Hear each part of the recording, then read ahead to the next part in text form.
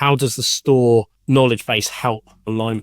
We do quite a lot of work with our store teams. We try and involve them in social posts, or if we're giving information, articles, how-tos. We try and take a real shop floor experience and then push that back into the digital side of things.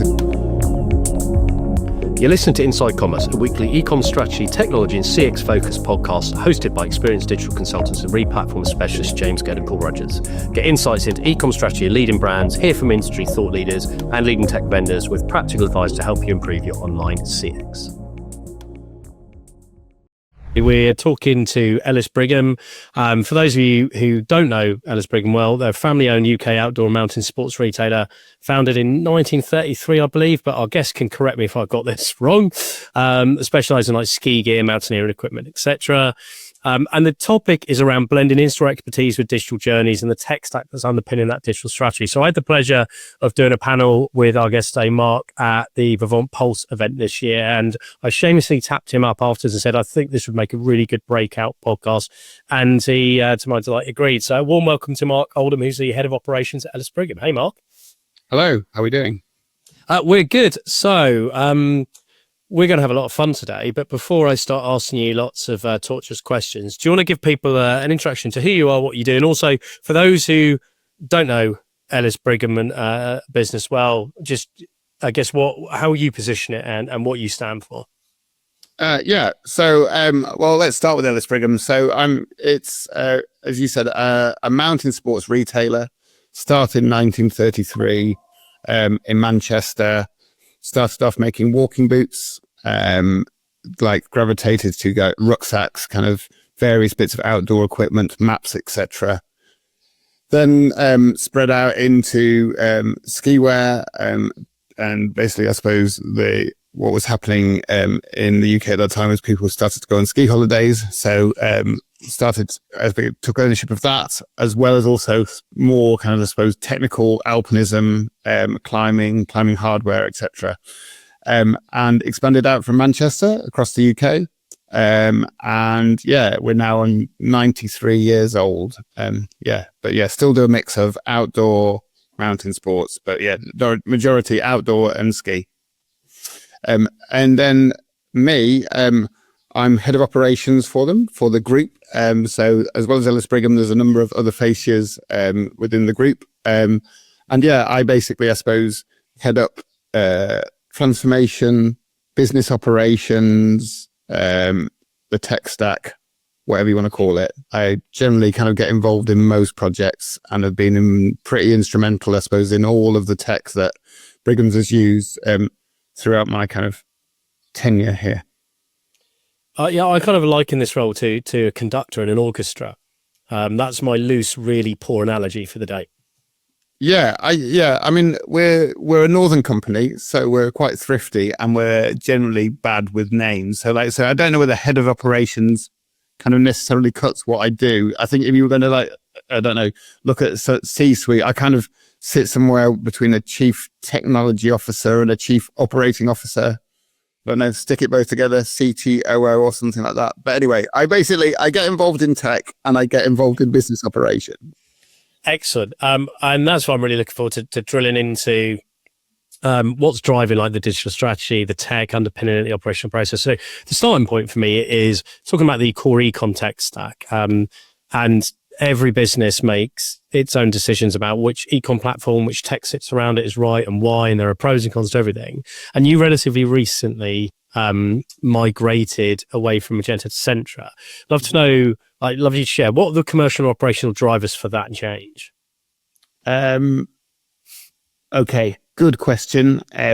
Probably we didn't start with commercial drivers right at heart. There was a number of different, I suppose, strands to this that all came together. So we were working quite heavily on branding and what Ellis Brigham meant to people. I suppose we never really looked at ourselves as a brand. We always looked at ourselves as the sum of our brands. We were this amazing, multi-brand outdoor retailer. So we were dining out effectively on really, really good, outdoor brands. And we weren't talking about ourselves. We were always talking about the brands that we were selling. Patagonia, for example. Yeah.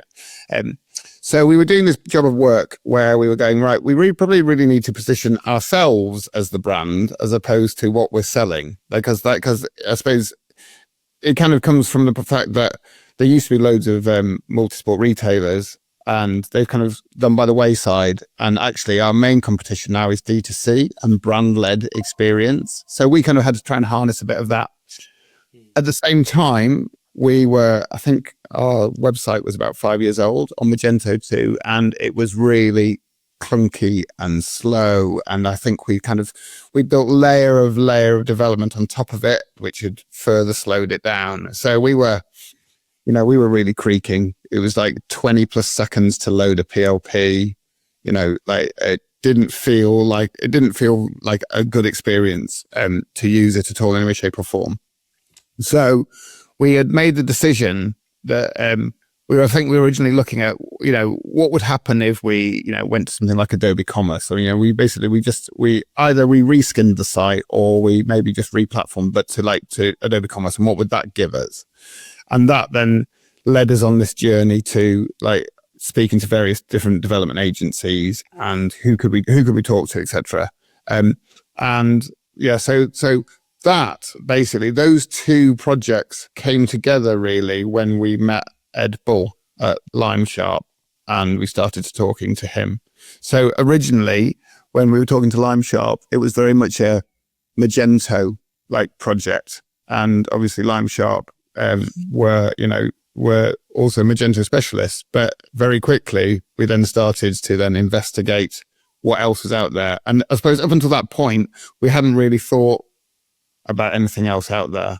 Maybe a little bit of a look at Shopify, but as I say, we hadn't really kind of considered. We were trying to go, I suppose we were trying to do this thing of how do we get the website to work quickly and easily and cheaply? And then at the same time, how do we do this branding? And those two projects came together. Ready to grow your business online? With WorldPay e-commerce, you can deliver fast, secure payments your customers love, backed by global reach and real people-powered support. Scale with confidence and enhance your customers' experience with WorldPay e-commerce. That point about the multi-brand piece is really interesting, because I've worked with a few years back where that's exactly the initial proposition they're trying to push was, look, we've got all the top brands, come and shop with us, the best brands. But actually, some of the early consultation project I had was about, well, what is your point of difference and what is the value prop that will keep customers shopping you? Because if it's just about selling other people's brands, then it's a price proposition only, because if people can get it elsewhere, what else are they getting for you? So I think that's really interesting that you guys got to that point as well, which is we've got to buy people have got to buy into who we are and what we do and want to shop with us, not just the brands we stock. Yeah, well, we were going on best brand, best customer experience, customer service in store. But obviously, if you don't have, I suppose, the brand work around that, we would often, in our flagship store, we would hear, I don't know, a customer stood in ski boots going, I'm in that outdoor store, in Covent Garden. Yeah. They weren't saying the name, the name of the brand. They weren't saying Ellis Brigham. So, yeah. Interesting. And let's talk about the tech piece then, because you mentioned Shopify. So Shopify's dominated the non-enterprise platform space in recent years. It's just the reality. You've gone to Centra, and there are many. Centra is so strong in Scandinavia, but it's increasingly grown out in UK and Europe, and it's attracted some big brands as well, but not on the scale of Shopify. So what made Centra the right fit? What was the business case for that investment rather than going the path that lots of other brands have gone? So we'd always had this thought in the back of our minds that Shopify wouldn't deal with the complexities of our business. And so I suppose one of the first parts of the kind of the discovery for the replatform was we went and actually spoke to quite a few people to see whether that was true or not.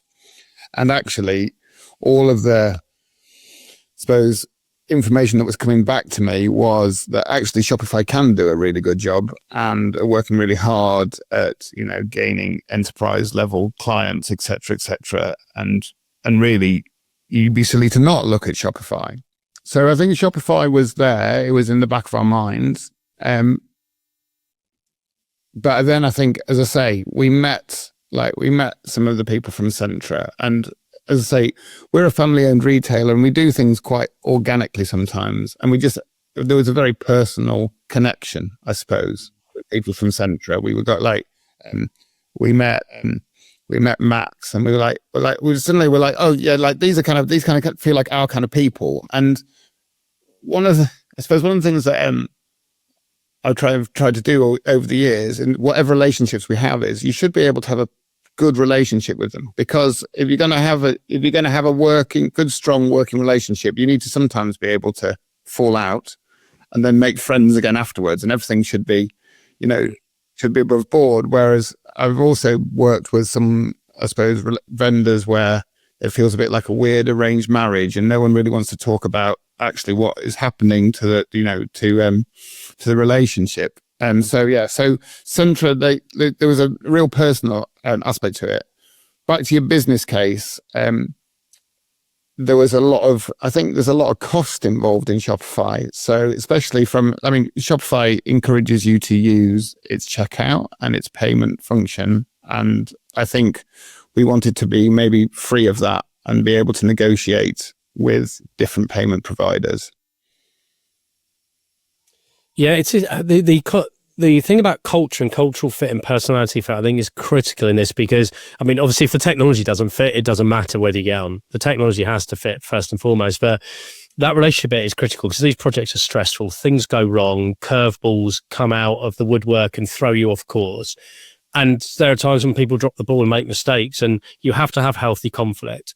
And you have to have the ability to disagree, to argue constructively, but to not make it personal, and to know that you can go to someone and say, guys, I'm not happy, right? I don't think you're doing a good enough job, or I don't think that you're doing this well enough, or whatever the criticism is, and know that it will be listened to, and that they will push back where they need to, but they will acquiesce and change where they should do. And I think that is one of the most underrated parts of long-term collaboration, is managing conflict in a constructive way.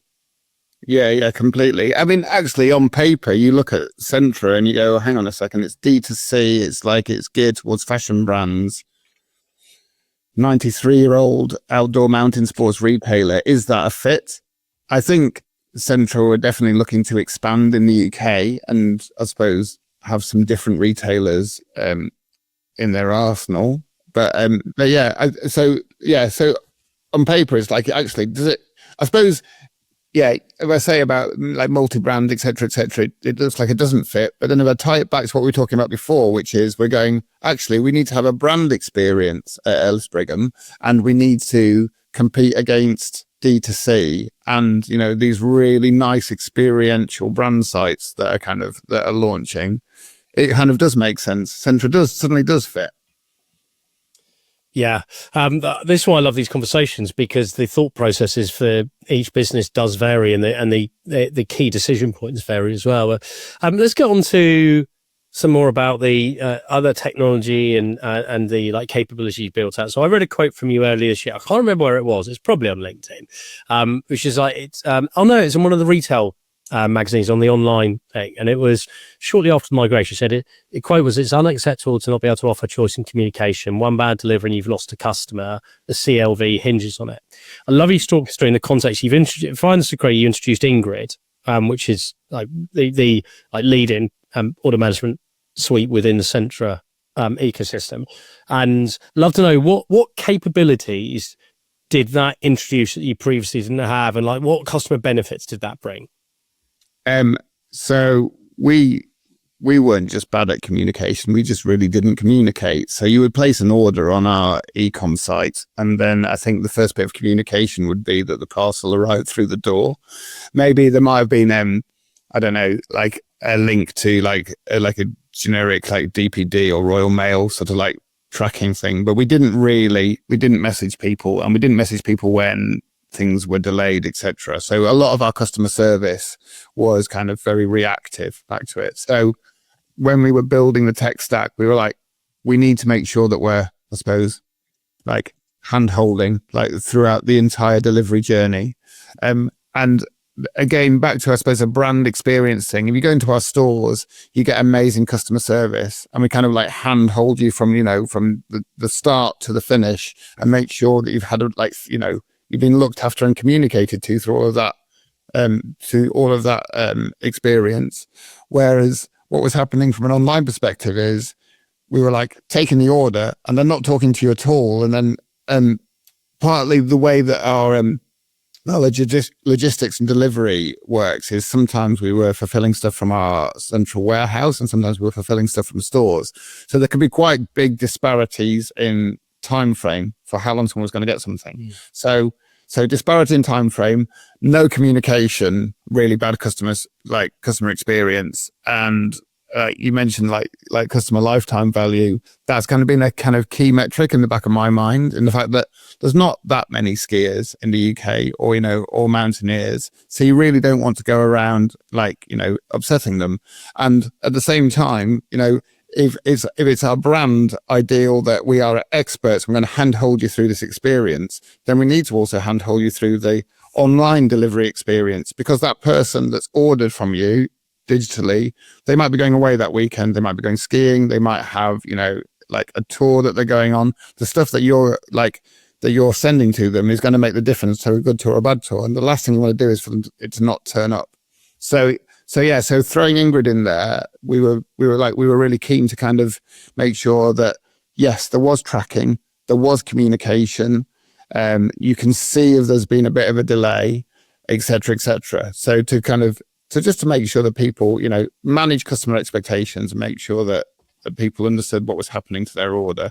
We've all been there, haven't we? When you you click, you don't get a confirmation email, and you click pay, and then if you get nervous really quickly that something's not going to arrive. And I mean, I do go out and do quite a lot of, I suppose, different outdoor things myself. And I sometimes just think 3 days before going somewhere, I maybe need this. Do you know what I mean? So it's important that you're delivering to people quickly, or you're telling people if you can't deliver to them quickly. 100%. And also the expectation setting is just the critical success factor here, because it has so many knock-on operational impacts on customer service, of inbound ticketing, of where's my order, what's going on, which, yes, you can automate some of those inquiries through intelligent online tech like chatbots, etc., but it doesn't stop customer services getting calls, emails, and for things that can be addressed quite simply. So yeah, I like the point you were saying about thinking about the in-store bit. And I have these conversations a lot with retailers when people are planning to do stuff on a site, about imagine what that would be like in a store. Like, how would that come across? Would you do that in a store environment?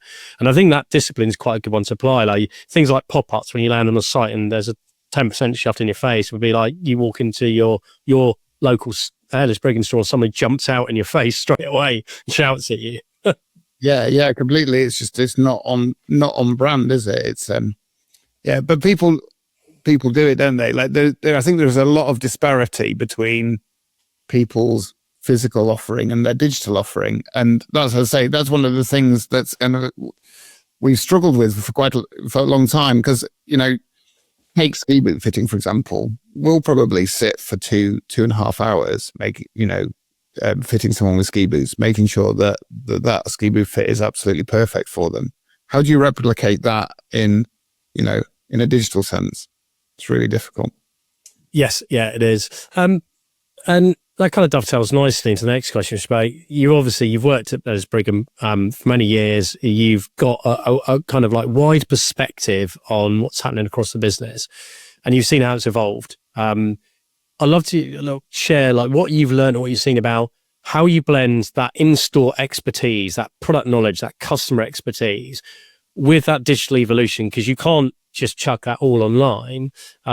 But yeah, how do you like bring the two together? How do you achieve like some sort of like omnichannel user experience, and how does the store knowledge base help like the online piece? So we do quite a lot of work, or like organic work, with our store teams. So we try and kind of, I suppose, involve them in like social posts, et cetera, or if we're giving sort of information, articles, how-tos. So we try and take, I suppose, real shop floor experience and then push that back into the digital side of things, into the site. I think we've played for a long time about trying to replicate customer service, in-store customer service on site. So I don't know whether it's maybe, like how you pick a certain set of skis, or like, or various different like advanced filtering. And we even had an experiment with kind of like video calls through the site, but they weren't particularly successful. I think, back to what I was saying before, I think there's different metrics for how someone wants to experience digital. The same way as like they want the expertise, but they want the expertise, like they want it to be available and accessible. And so they can like look at detail for products. They can go and find the articles. They can find the how-tos. They can do loads of research themselves within the site. But ultimately, they want to buy something, and they want to buy it quickly, and they want to make sure that they get it quickly. So good customer service, maybe in the store, is like, talking about someone's holiday and all of the various different nuances that might like choose the perfect set of skis or, whatever for them, is different online. Actually, it's like, how do I get this to them? How do I package it to them and get it to them quickly? They're wanting something slightly different. So it's the same, but it's different. I don't think you can I don't necessarily think we would ever have a virtual assistant popping up and asking questions on the site, because it just doesn't necessarily feel like, although like there'll be a digital version of what would be happening in store, it doesn't feel the same. I think people want different things from the site. Interesting you said about trying all those different interactive things. I'd love to talk a bit more about the video bit, because I know a couple of brands I work with where they've implemented the online video connection to in-store sales experts for more complex, say, for example, Heels. I think they're using Amplify to help customers who need specific advice around when they're buying like more high-end furniture, for example. And I've seen different levels of success for how people have used it and what the uptake is from customers. So what was your experience? Like, what tech did you use? Was there any incremental benefit? Is it something you still do, or is that something you've parked? No, I can't remember off the top of my head which software we used.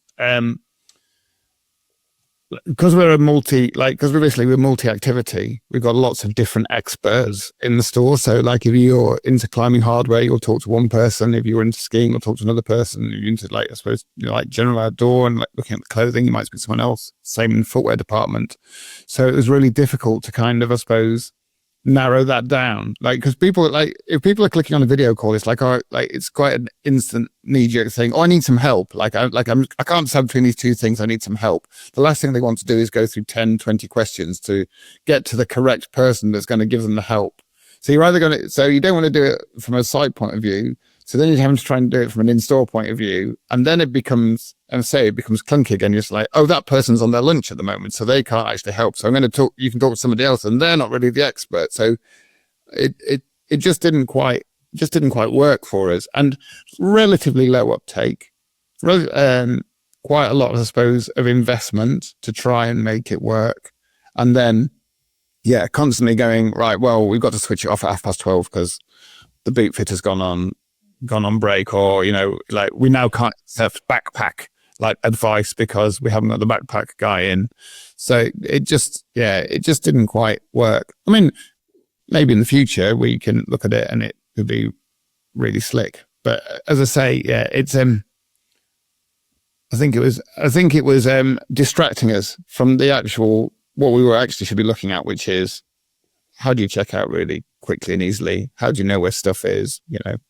How do you how do you have a really immersive experience on a PDP and actually spending a lot of money, spending £800 on a jacket, you probably want to look at, lots and lots of different images of it and kind of, do that kind of research part of it. And so the video was distracting. Yeah, I find that interesting because a lot of the conversation I end up having with people during replatforming is people want to introduce functionality in tech, and it's really, really easy to introduce it now.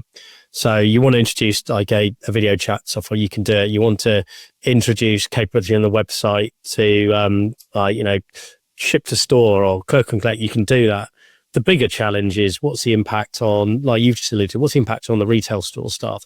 When that journey moves into store, how does it work spatially? How does it work resourcing wise? Do we have the right people? Do we have it consistently? Can we do it Monday to Friday, 9 to 5? Well, and you suddenly realize actually that a lot of the time it's more about resourcing and spatial ability to deliver than it is about the technology piece. Yeah, completely. Yeah, we're a similar thing really. We're with the omnichannel piece, we're looking at the functionality for fulfillment from store, and again, loads of internal discussions about should fulfillment from store be the central pillar? Should all of the stores be warehouses? Should some of the stores be warehouses, or should fulfillment from store be the exception when you've actually not got it in the DC? You know what I mean? Then you use a store to facilitate the sale. And I think that's kind of almost where I get to, is the fact that the store expertise is in customer service and talking to customers. Do I want them to spend all of their time being a fulfillment center and packing boxes? And that then maybe changes what the store looks like, because suddenly the stock room is filled with boxes as opposed to replan, et cetera, et cetera, et cetera. And again, like you just said before, we've kind of experimented with this in similar ways, and it's like the warehouse is set up to send parcels. That's its job. Its job is to send stuff out to stores and out to customers. The store has got a variety of roles. So actually, I don't know, you get to Friday and the person that packs the parcels isn't in, you're actually maybe delaying someone's order by 24 hours. So lots to think about. Well, I suppose where are the strengths, and where are the skills? Yeah, and also there's the not small subject of store rewards and how store commission structures are based, and people on legacy setups, the online and offline are joined from a sales point of view to contribute towards sales targets and commissions. And actually, if you're then expecting somebody to spend 5% of their day receipting goods, handing over packages to customers who've bought online, and that's not going towards any of their targets, I mean, Christ, why are they going to be incentivized to do that? Yeah. And you've employed them to be a real people person, and they don't want to spend all their time looking at a spreadsheet and trying to work out why this postcode isn't working. Yeah, exactly.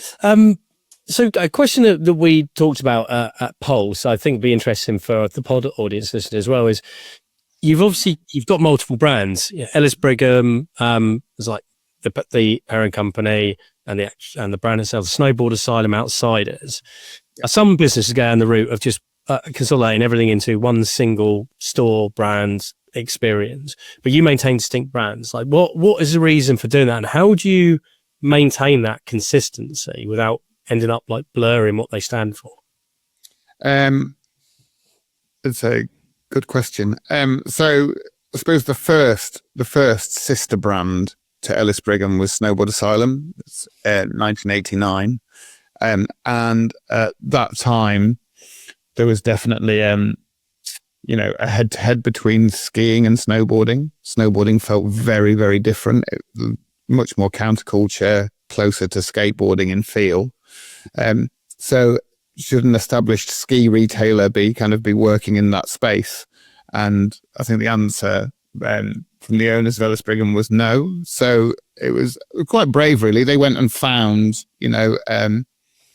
some of the people that were basically, I suppose, at the start of this snowboarding craze, and got them to build the Snowboard Asylum and keep it separate. Now, then it sat as a shop within Ellis Brigham stores, and it had quite a different feel to it. It had different shop fittings, etc. Very quickly, it then had a second website, and it was really, to keep those two demographics separate. And so it had its own catalog, because we used to do catalogs at the time for Ellis Brigham. So Snowboard Asylum had its own catalog. It had its own distinct feel in the store. And then 2017, we did Outsider Store, created Outsider Store. And I suppose that was an answer to maybe a slightly more fashion-led, but also slightly alternative outdoor retailer.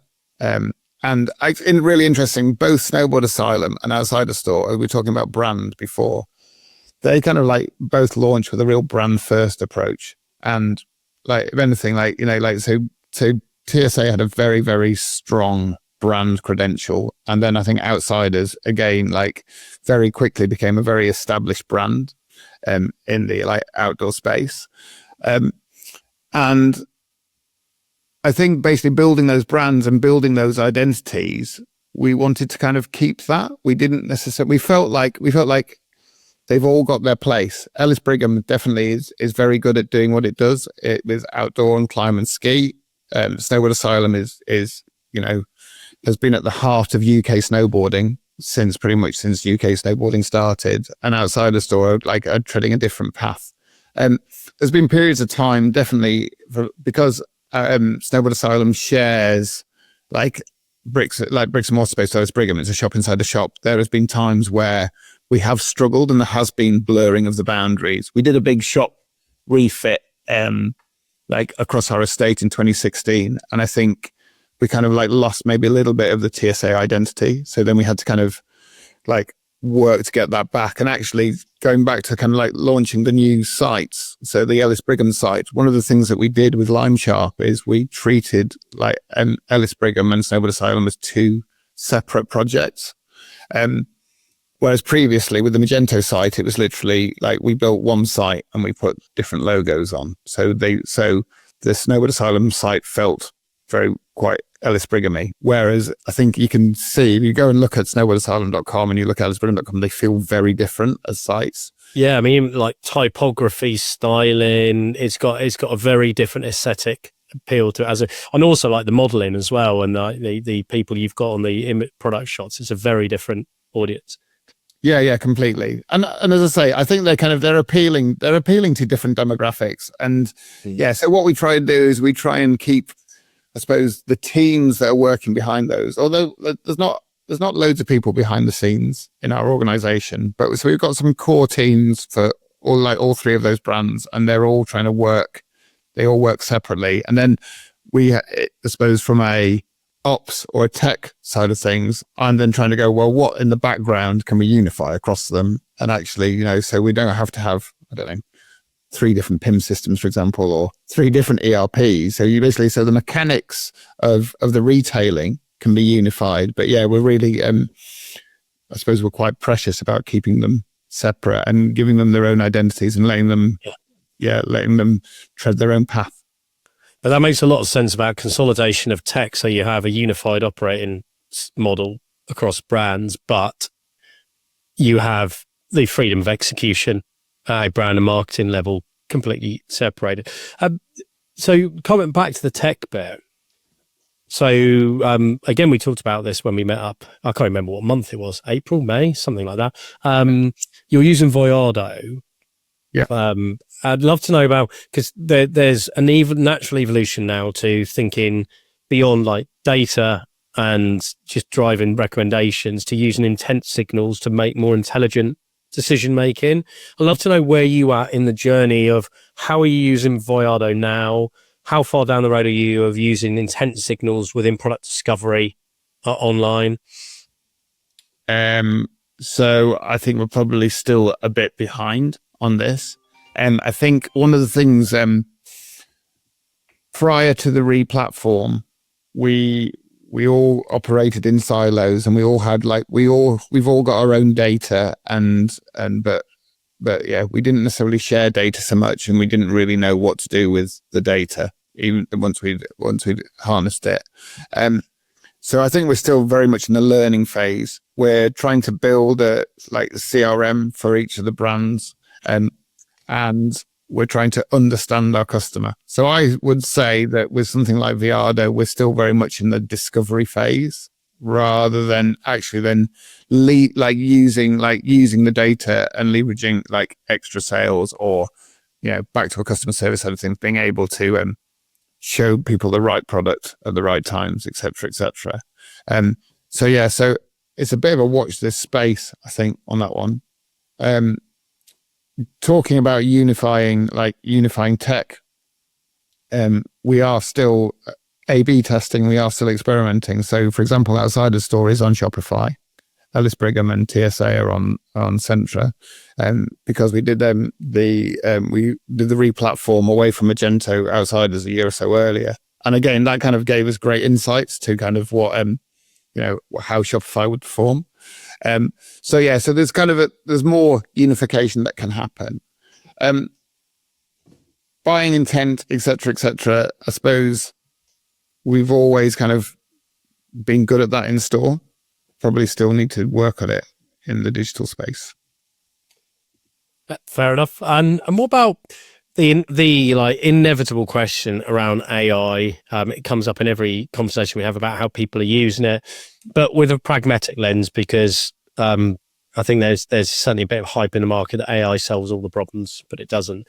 But the question is more about where are you at in the journey of working out how you integrate AI into your like operational processes and your teams to help improve efficiency. So not thinking about the tech you bought and the AI that's embedded in that, but more about how you internally are bringing it into processes and business tasks. Well, there's no doubt about it that AI is growing, isn't it, in businesses, and it's happening really organically. So actually, we've just been doing a bit of work the last few weeks to try and understand how various different teams across the organization are using it, what they're using and how they're using it. And we've just recently adopted an AI policy across the organization to actually, in many respects, kind of, I suppose, focus this into using a specific agent. The other side of that is we know that it's going to basically become integral to business. So we're kind of, I suppose, working on building a task force and trying to understand how we're going to use AI and where it can basically help to, I suppose, simplify tasks, free people up to do more critical thinking and do, I suppose, less repetitive tasks.